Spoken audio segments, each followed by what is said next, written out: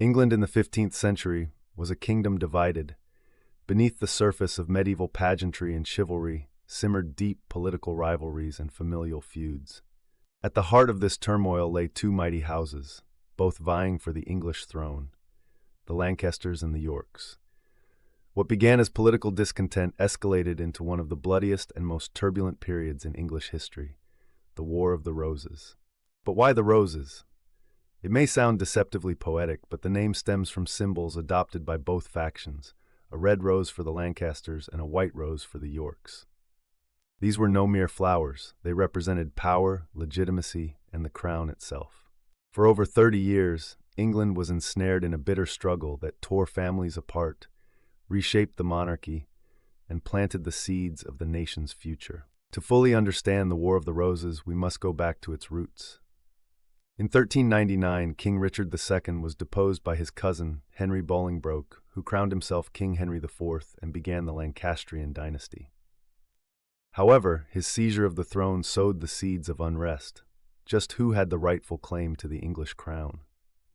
For while Henry IV ruled, and his successors after him, another noble house watched with growing resentment, the House of York. Both lines descended from Edward III, meaning both had a legitimate, if fiercely disputed, claim to sovereignty. By the 1450s, political instability boiled over. King Henry VI from the House of Lancaster sat on the throne, barely. Plagued by bouts of mental illness and weak governance, Henry was a puppet in the hands of ambitious nobles.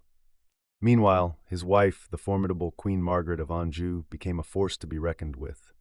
Fiercely loyal to the Lancastrian cause, she wielded political influence on behalf of her ailing husband. But this alienated many nobles who viewed her as an outsider and a threat. Enter Richard, Duke of York. A powerful nobleman with royal blood, Richard grew disillusioned with Henry VI's leadership.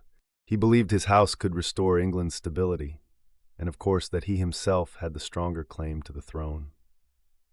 Tensions reached their breaking point in 1455 when the first battle erupted at St. Albans.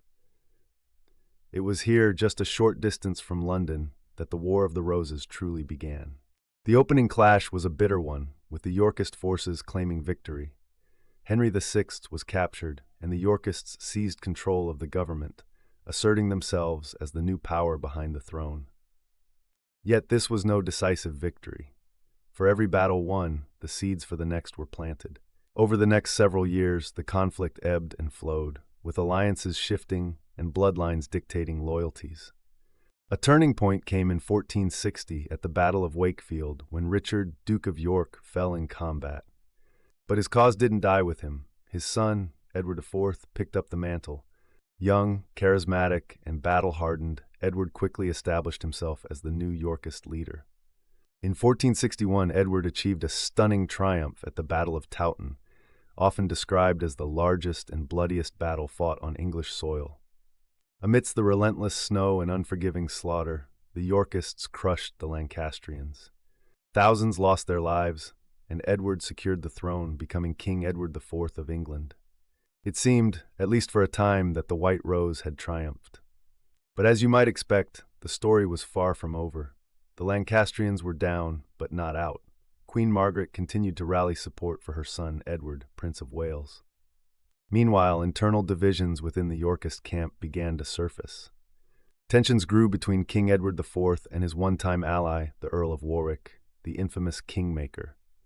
Warwick, once instrumental in Edward's rise, turned against him, switching sides to join the Lancastrians.